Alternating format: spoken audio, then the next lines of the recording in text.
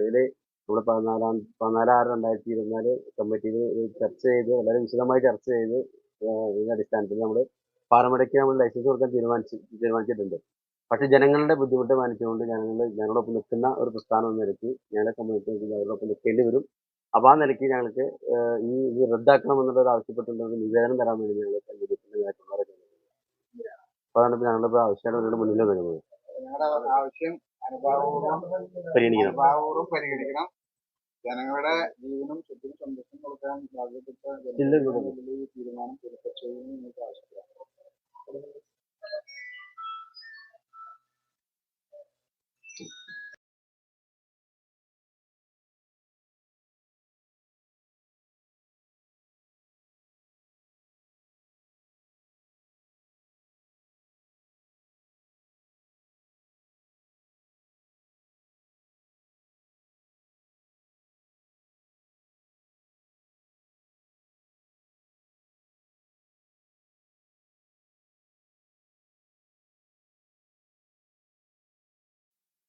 കടുകുറ്റി പഞ്ചായത്തിലെ 8-ാം വാർഡിൽ അമ്പലത്തുരുത്ത് ഭാഗത്ത് ഒരു പുതിയ ക്വാറിക്ക് ലൈസൻസ് നൽകുന്നതുമായി ബന്ധപ്പെട്ട് 14/6/2024 കൂടിയ പഞ്ചായത്ത് ഭരണസമിതി അത് അവിടുത്തെ വാർഡ് മെമ്പറുടെയും സമീപ പ്രദേശത്തെ LDF മെമ്പർമാരുടെയൊക്കെ നിർദ്ദേശത്തിന്റെ അടിസ്ഥാനത്തിൽ ഏകകണ്ഠമായി അവിടെ ഒരു പരാതി ഇല്ല എന്ന് പറഞ്ഞതിന്റെ അടിസ്ഥാനത്തിൽ ഏകകണ്ഠമായി ആ ക്വാറിക്ക് ലൈസൻസ് കൊടുക്കുന്ന ഒരു സാഹചര്യം ഉണ്ടായി. പക്ഷെ നിർഭാഗ്യവശാൽ അതിനുശേഷം CPM ഈ കാര്യത്തിൽ ഇരട്ടത്താപ്പ് നയങ്ങളാണ് സ്വീകരിച്ച് മുന്നോട്ട് പോകുന്നത്.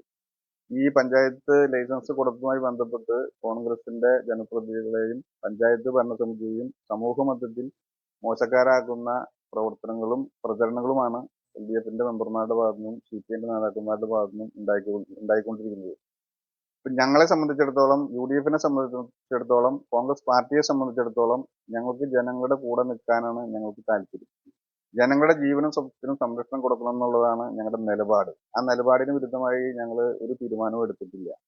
അവിടെ ലൈസൻസ് കൊടുത്തതുമായി ബന്ധപ്പെട്ട് ഗവൺമെന്റിന്റെ ചില നയപരമായ തീരുമാനത്തിന്റെ അടിസ്ഥാനത്തിലാണ് ലൈസൻസ് കൊടുക്കാനുള്ള സാഹചര്യം ഉണ്ടായത്. 50 മീറ്റർ ജനവാസ കേന്ദ്രങ്ങളിൽ നിന്ന് 50 മീറ്റർ ദൂരപരിധിക്കുള്ളിൽ ലൈസൻസ് കൊടുക്കാമെന്ന് ഇടതുപക്ഷ സർക്കാരിന്റെ നിയമമുണ്ട്.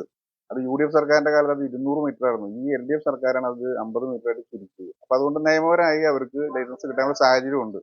പിന്നെ അവിടെ ജനങ്ങളുടെ പരാതികളൊന്നും ഇല്ല എന്ന് പറഞ്ഞതിന്റെ അടിസ്ഥാനത്തിൽ വാർഡ് മെമ്പറുടെയും കൂടി നിർദ്ദേശത്തിന്റെ അടിസ്ഥാനത്തിൽ അവർ പറഞ്ഞ ഡിമാൻഡ് കൂടി അംഗീകരിച്ചുകൊണ്ടാണ് പാരമ്പര്യ ലൈസൻസ് കൊടുത്തിട്ടുള്ളത്. അതുകൊണ്ട് കോൺഗ്രസ് പാർട്ടി UDF ഒരു പ്രത്യേക താല്പര്യത്തിന്റെ അടിസ്ഥാനത്തിൽ കൊടുത്ത ലൈസൻസ് അല്ല ഇത്.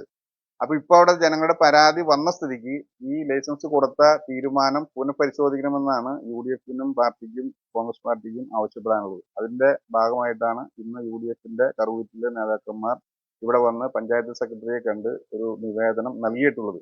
ഈ നിവേദനത്തെ സംബന്ധിച്ച് തീരുമാനം ഉണ്ടാകണമെന്നാണ് ഞങ്ങൾക്ക് ജനപക്ഷത്തു നിന്ന് പറയാനുള്ളത്. ഈ തീരുമാനം ഉണ്ടായില്ലെങ്കിൽ പ്രത്യക്ഷ സമരപരിപാടികളുമായിട്ട് മുന്നോട്ട് പോകേണ്ടതായിട്ട് വരും എന്ന കാര്യം.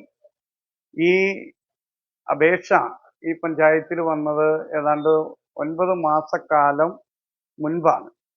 ഈ അപേക്ഷ വന്നതിന് ശേഷം 3 കമ്മിറ്റികൾ ഇത് ചർച്ച ചെയ്യുകയും പിന്നീട് സമീപവാസികൾക്കൊന്നും പരാതിയില്ല എന്നുള്ളതിന്റെ അടിസ്ഥാനത്തിലാണ് അന്ന് പഞ്ചായത്ത് കമ്മിറ്റി ഇതിന് അനുമതി നൽകിയത്. പക്ഷെ പിന്നീട് നമുക്കറിയാം, ഈ ദിവസങ്ങളിൽ നമ്മളെല്ലാം വിഷമത്തിലാക്കിയ വയനാട്ടിൽ നടന്ന ആ വലിയ മണ്ണിടിച്ചില്, അതില് ഒത്തിരി മരണവും അതുപോലെ തന്നെ ഒത്തിരി കഷ്ടപ്പാടും ഒക്കെ ജനങ്ങൾ അനുഭവിക്കേണ്ടി വന്നപ്പോൾ സമീപവാസികൾ എല്ലാവരും പരിഭ്രാന്തിയിലായി. അതിന്റെ അടിസ്ഥാനത്തിലാണ് ആ സമീപവാസികൾ ഇതിന് എതിരെ ഒരു പ്രക്ഷോഭമായിട്ട് രംഗത്തേക്ക് വരുന്നത്.